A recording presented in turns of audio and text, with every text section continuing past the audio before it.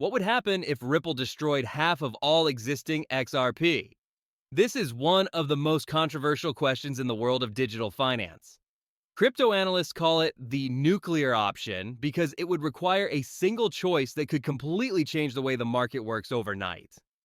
As a thought experiment based on economic theory and blockchain physics, this documentary-style look will delve into the mechanics, the math, and the big picture effects of a massive XRP burn. Let's start with the basics.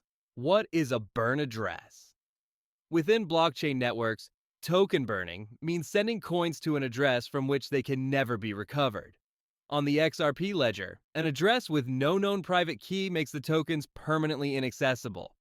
It's not physical destruction. The coins still exist on the ledger but are taken out of circulation forever.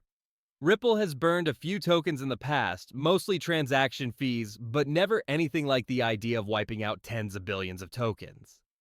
Now, you might be wondering why a company would even think of doing something so extreme. The short answer is supply and demand. The XRP ledger has a fixed total supply of 100 billion tokens, and about half of them are still controlled and held by Ripple. These holdings were supposed to be released slowly to help the ecosystem grow and build partnerships. However, many people see that supply as a price ceiling, an overhang that slows down speculative momentum.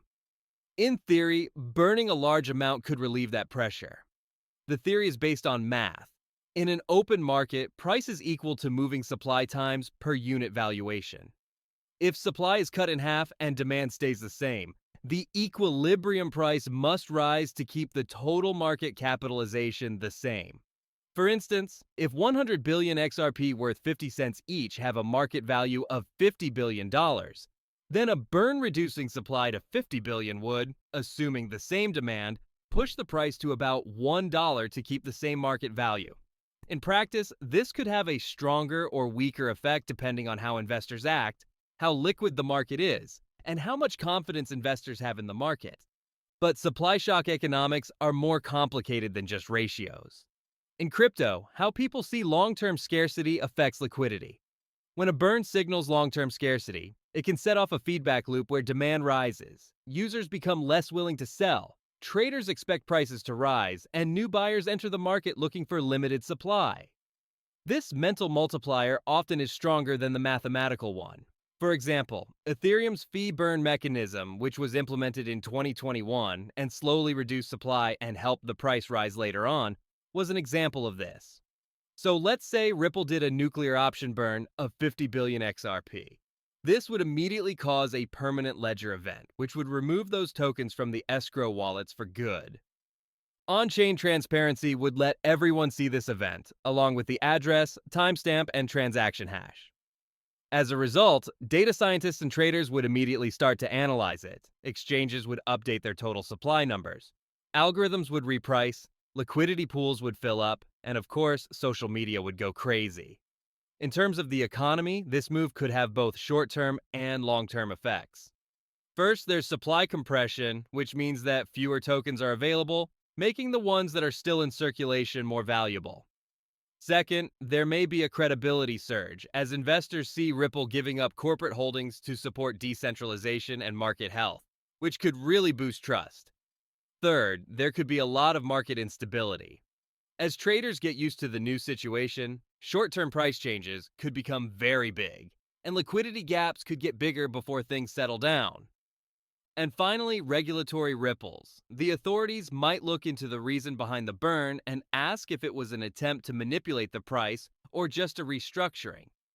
Knowing the answer to this question could help determine XRP's future classification. Despite this, there are risks.